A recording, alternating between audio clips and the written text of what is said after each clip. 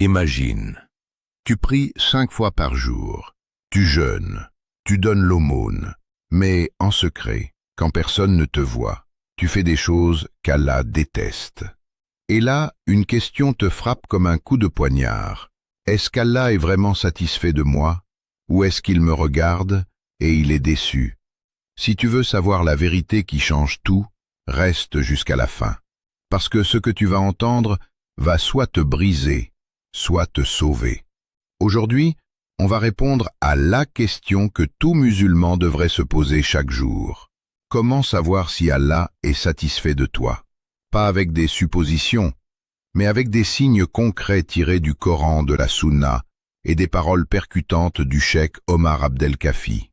À la fin de cette vidéo, tu auras une méthode simple en 3 étapes pour installer la surveillance d'Allah, Muraqaba, dans ta vie, et arrêter de vivre comme un hypocrite sans même t'en rendre compte. Écoute bien ça, le cheikh Omar Abdelkafi le dit sans filtre. Si la surveillance d'Allah était vraiment présente dans nos cœurs, on ne verrait pas autant de corruption, de trahison, de manipulation d'argent public dans les pays musulmans. On ne verrait pas des musulmans mentir, trahir, insulter en privé, alors qu'en public, ils jouent les pieux. La réalité? La majorité d'entre nous, on surveille les regards des gens, pas le regard d'Allah. Et quand tu crains plus le qu'en dira-t-on que le jugement d'Allah, tu as déjà perdu. Pire, quand tu es seul, tu te permets des choses que tu n'oserais jamais faire devant ta mère ou ton meilleur ami. Ça, c'est de l'hypocrisie pure. Et le prophète, que la paix et le salut d'Allah soient sur lui, a dit: beaucoup de gens seront jetés en enfer sur leur visage, uniquement à cause de leur langue. Alors pose-toi la question maintenant, est-ce que ta langue, tes yeux, ton téléphone, sont sous la surveillance d'Allah, ou juste sous la surveillance des likes et des vues? Qu'est-ce que la vraie surveillance d'Allah, Muraqaba? C'est voir Allah dans chaque mouvement, chaque silence, chaque parole, chaque clic. Exemple du cheikh.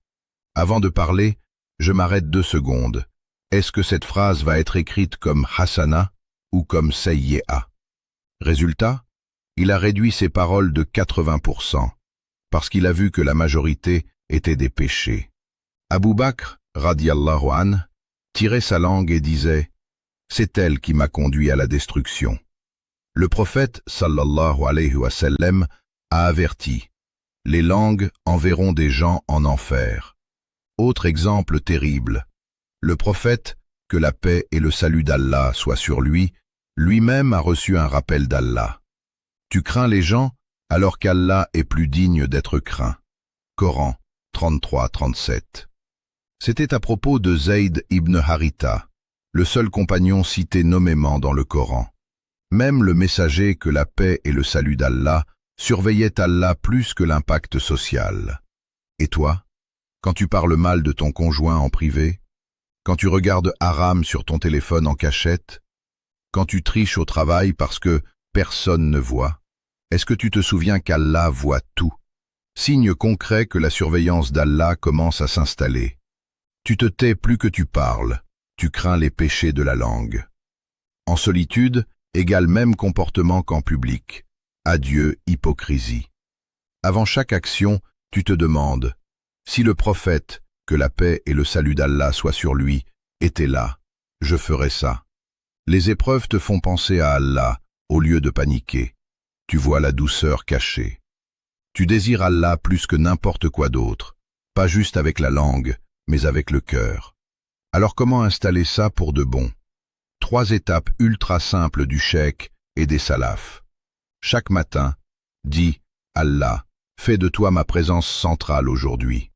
Avant de parler, agir, ouvrir ton téléphone. Pose 3 secondes, plus question. Allah me voit. Est-ce qu'il approuve? Le soir, fais un murasaba, bilan. Aujourd'hui, combien de fois j'ai vraiment surveillé Allah? Fais ça 7 jours d'affilée. Tu vas sentir un changement énorme. La paix va entrer dans ton cœur. Les péchés vont diminuer tout seuls. Et Inch'Allah, tu commenceras à sentir qu'Allah est satisfait de toi. Frère, sœur, Si cette vidéo t'a touché, ne ferme pas tout de suite. Clique sur like si tu veux qu'Allah te compte parmi ceux qui le surveillent vraiment. Abonne-toi, plus active la cloche, parce que les prochains rappels vont encore plus profond. On va parler de comment Allah pardonne même les gros péchés si tu reviens à lui. Dans les commentaires, écris juste « Allah, je veux te surveiller » et tag un frère ou une sœur qui a besoin d'entendre ça. Assalamu alaikum wa rahmatullahi wa barakatuh.